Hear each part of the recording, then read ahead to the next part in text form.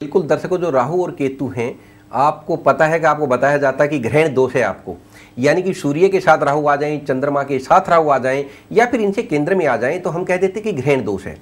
तो जब भी इनका कॉम्बिनेशन होता है तो ये वास्तव में इनका ये छाया ग्रह ही है, इनको उन ग्रहों में स्थान नहीं है जो बाकी 7 ग्रह हैं, जैसे सूर्य, चंद्र, मंगल, बुध ये हैं, इनमें इनको स्थान प्राप्त नहीं है, ये मात्र छाया ग्रह हैं। लेकिन ये भी अपना प्रभाव उतना ही छोड़ते हैं जितने कि बाकी ग्रह।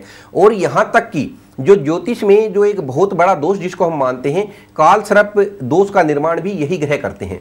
जब राहु के भ्रमण पथ में इनके बीच में सारे ग्रह आ जाएं, अब मैं कई बार मैं भी टीवी पे प्रोग्राम देखता हूं, बताते हैं, एक कल बता रहे थे कि काल सर्प दोष वास्तव में कोई होता ही नहीं। अब मैं उन महाशय को ये बताना चाहूंगा कि कालसर्प दोष जिसका वर्णन इतना अधिक फैल चुका है, ये किसी एक या दो व्यक्ति के कहने से, कल को हम कहते कि भगवान होते ही नहीं, तो हमारे कहने से भगवान का अस्तित्व समाप्त नहीं हो जाएगा। ये ग्रह वास्तव में होते हैं, इनका अपना प्रभाव भी होता है। और रही बात कालसर्प दोष की, तो ग्रंथों में उनको नहीं मिला होगा ये निश्चित रूप से, क्योंकि इनका जो पहले सरीसृप दोष या सर्प श्राप नाम से हमने ये पढ़ा है, महाभारत काल तक के जो ग्रंथ हैं उनमें सरीसृप दोष और सरीसृप जो दोष है वही बढ़ के बाद में कालसर्प बन जाता है, और वो भी राहु के कारण बनता था। राहु के भ्रमण पथ में ग्रह आने के कारण बाद में ही उसका परिष्कृत रूप इसका कालसर्प नाम इसका पड़ता चला गया, और कालसर्प नाम से आज ये विख्यात है। और आपने देखा होगा, आपने अनुभव किया होगा अपने आसपास कि किसी को अगर पूर्ण कालसर्प दोष है, उसने भगवान शंकर को जल चढ़ाना प्रारंभ कर दिया या नारियल बहाने प्रारंभ कर दिए, या फिर किसी ने विधिवत इसका पूर्ण रूप से शमन करवा लिया, इसकी पूजा करवा ली, तो तुरंत उनको लाभ होना प्रारंभ हो जाता है। क्यों होता है? अगर ये दोष होता ही नहीं तो वास्तव में ये दोष का भी निर्माण करते हैं, ये योग का भी निर्माण करते हैं। अगर केतु के भ्रमण पथ में सारे ग्रह आ जाएं तो एक बड़ा सुंदर योग बनता है, और जातक को इतनी बुलंदियों तक पहुंचाता है तो कालसर्प, लेकिन दोष और योग में फर्क है। और कालसर्प दोष अपने आप में बहुत बड़ा दोष है, यानी कि उससे नीचे जाने की जगह तो है ही नहीं। जब आप उपाय करते हैं तो केवल उत्थान होता है, केवल उन्नति होती है, तो व्यक्ति को इतनी ऊंचाइयों तक ये ले जाता है कि उसकी भी कोई सीमा नहीं होती।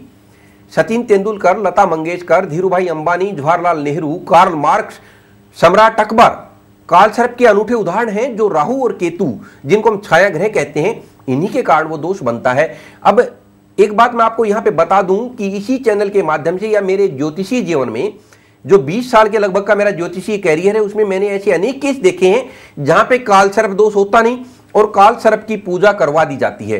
तो दोस्तों, ये बात भली प्रकार से ज्ञात कर लें, किसी ने बता दिया कालसर्प है तो आप उसको एक बार खुद भी देख सकते हैं कि राहु और केतु के बीच में क्या सारे ग्रह हैं, और क्या सारे ग्रह राहु के भ्रमण पथ में हैं, यानी कि राइट साइड से चल के जो ग्रह केतु तक पहुंचते हैं उनको हम राहु का भ्रमण पथ कहते हैं।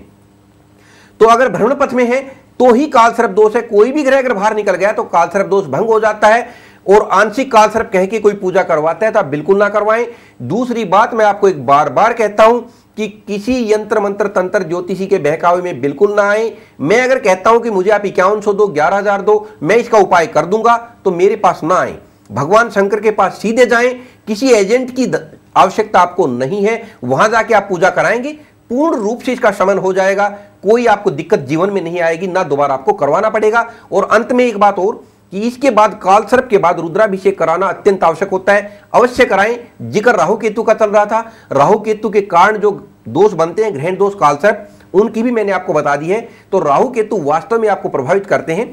राहु जिसके कारक होते हैं, और जब उनका अंतर आता है तो वो आपको करोड़पति बना देते हैं। लेकिन जब कारक नहीं होते, आपके विरुद्ध होते हैं, आपके लिए घातक होते हैं, उस अवस्था में राहु आपको महल से रोड के ऊपर भी लाने की सामर्थ्य रखते हैं। तो उपाय छाया ग्रह का भी करना अत्यंत आवश्यक है।